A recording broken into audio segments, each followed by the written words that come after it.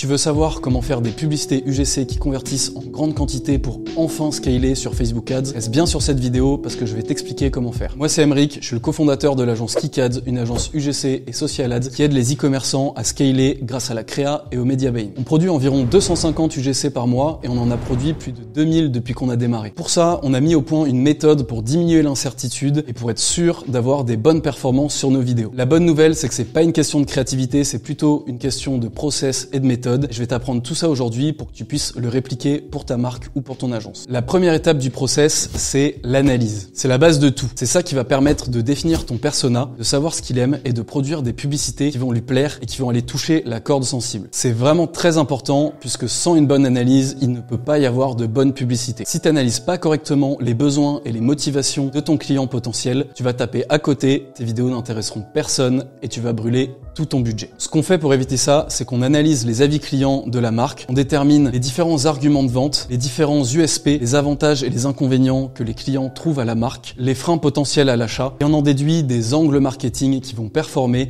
car ils vont toucher la corde sensible pour tes clients. Si ce sujet t'intéresse et que tu veux que j'aille un peu plus en profondeur, dis-le moi en commentaire et je ferai une vidéo dédiée. Ensuite, on a le choix des créateurs. Là-dessus, c'est très important d'avoir des créateurs qui correspondent à votre persona. Par exemple, si votre persona, c'est des hommes de plus de 40 ans, ça va être plus compliqué à trouver parce que aujourd'hui, sur le marché des créateurs, il y a beaucoup plus de femmes entre 18 et 30 ans. Toujours est-il qu'il faut faire l'effort d'aller chercher ces personnes-là, sinon la vidéo ne parlera pas à votre audience parce qu'elle aura du mal à s'identifier. Maintenant, si vous n'arrivez pas à trouver des créateurs qui correspondent exactement à votre persona, c'est pas très grave. Vous pouvez sortir légèrement des clous et aller prendre des créateurs qui seront plus jeunes et qui potentiellement feront de meilleures vidéos. Le persona, c'est très important, mais il faut pas négliger la qualité de la vidéo. Si vous avez un homme de 50 ans qui vous fait une vidéo qui est moche, ce sera beaucoup moins efficace qu'un homme de 30 ans qui vous fait une belle vidéo, même s'il correspond un peu moins à votre persona. Pour trouver les créateurs, il y a pas mal de méthodes qui existent. La meilleure, ça reste encore d'aller chercher sur les réseaux sociaux. Vous allez chercher sur Instagram, sur TikTok, sur Twitter, sur LinkedIn. Les créateurs aujourd'hui, ils sont très présents et ils arrivent à se manifester pour qu'on les trouve facilement. Si vous les trouvez pas sur les réseaux sociaux, il y a aussi des plateformes qui existent pour trouver les créateurs UGC. Je vous mets les liens dans la description. Ensuite, on a l'écriture du script. Cette partie-là aussi est très importante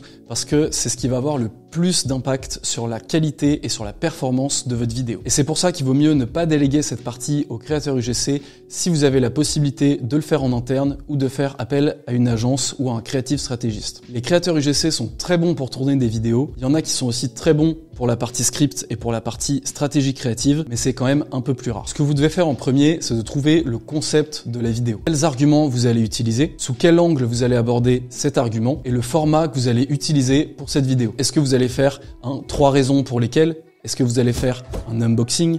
Est-ce que vous allez faire une vidéo problème-solution? C'est ça que vous devez déterminer en premier avant de passer à l'écriture du script. Ensuite, il faut que vous déterminiez un framework. Un framework, ça va être un cadre de travail qui va vous permettre de faire une vidéo performante et de ne pas vous perdre dans le script. L'objectif, c'est de présenter les arguments dans le bon ordre pour que ce soit le plus efficace possible. Je vous donne un petit exemple. Mon préféré, c'est le framework hook, problème, solution, démonstration, bénéfice, call to action. Une fois que vous avez ce framework, vous pouvez passer à l'écriture du script en tant que tel. Dans un premier temps, ce qu'il va falloir faire, c'est écrire ce que va dire le créateur mot à mot. C'est très important pour qu'il n'y ait pas d'interprétation de la part du créateur et qu'il ne se trompe pas, qu'il ne dise pas des termes que vous n'avez pas le droit de dire dans votre vidéo. Et une fois que vous avez fini ça, vous pouvez passer à la description visuelle des plans. C'est là que vous allez décider si chaque plan va être, par exemple, du face caméra, si ça va être de la voix off, s'il va y avoir de la musique, si ça va être un enchaînement de b-roll, s'il va y avoir des vidéos stock, etc., etc. Il y a vraiment plein de possibilités,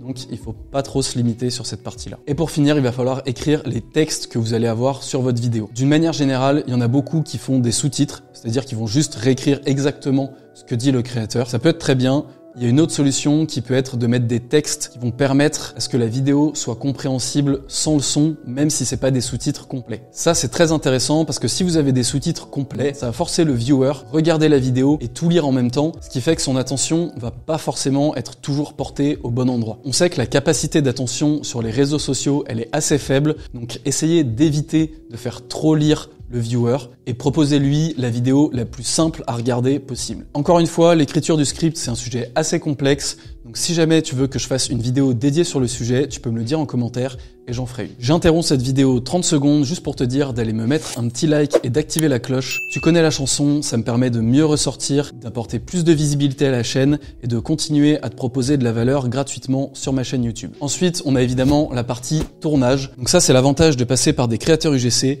c'est que t'as pas à gérer cette partie-là. Tu peux déléguer toute la partie tournage. Une fois que tu as écrit le script et que tu as envoyé un brief précis avec le script au créateur, t'attends juste qu'il t'envoie soit les rushs, soit la vidéo complète et tu peux directement passer à l'étape suivante. Le but, c'est vraiment que les indications dans le script et dans le brief soient vraiment très précises pour qu'il n'y ait pas d'interprétation possible du créateur et que tu ne te retrouves pas avec des rushs qui ne correspondent pas à ce que tu imaginais. Pour finir, le montage. Le montage aussi est important puisque ça va déterminer le rythme de ta vidéo. On a tendance à voir uniquement des vidéos qui sont très rapides avec des cuts courts qui sont très dynamiques sur les réseaux sociaux, mais ça veut pas dire que c'est toujours ce qu'il faut faire. Ça va vraiment dépendre de votre audience et de ce que vous avez vu dans l'analyse que vous avez faite au préalable. Par exemple, si votre persona, vous allez toucher du 45+, ça va être des personnes qui vont plus être sensibles à des vidéos qui sont un peu plus lentes, alors que si vous allez toucher une cible 18-25, 18-30 ans, ça va être des personnes qui vont être très orientées sur le type de vidéo que vous pouvez voir sur TikTok. Donc des vidéos très dynamiques, cut court, avec des animations,